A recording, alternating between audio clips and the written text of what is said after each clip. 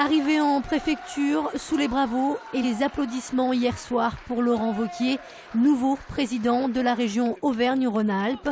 Le député maire du Puy-en-Velay obtient lors de ce second tour 40,61% des voix, devant Jean-Jacques Ayral, le président socialiste sortant, avec 36,84% et Christophe Boudot, 22,55% des voix.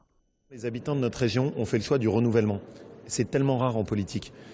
Ils ont fait le choix de faire confiance à une nouvelle génération. Ce n'est pas un choix qui est facile, c'est un choix d'audace qu'ils ont fait et je suis très touché par cette confiance.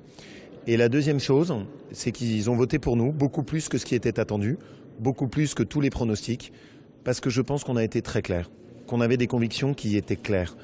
Et dans une période où les Français croient plus en la politique, ils demandent d'avoir des élus qui ont une colonne vertébrale, qui ne changent pas en fonction du journaliste, en fonction du sondage, en fonction des jours.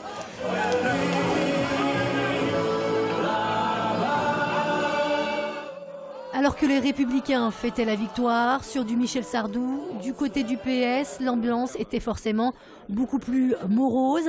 Arrivé en milieu de soirée, Jean-Jacques Ayral, le président socialiste sortant, a fait une brève apparition pour remercier ses militants et exprimer au passage son inquiétude.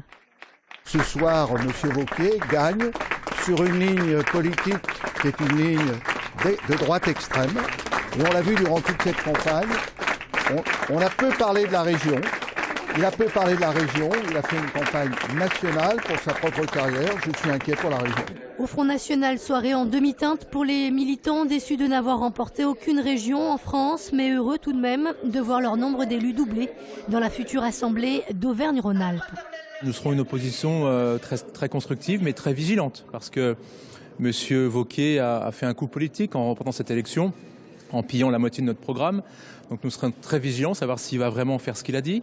Nous tiendrons par exemple des conférences de presse régulières pour pointer ses reniements, parce que je crois qu'ils seront nombreux. Notez enfin que la participation lors de ce second tour des régionales s'élève à 57,68%, soit 7 points de plus que dimanche dernier.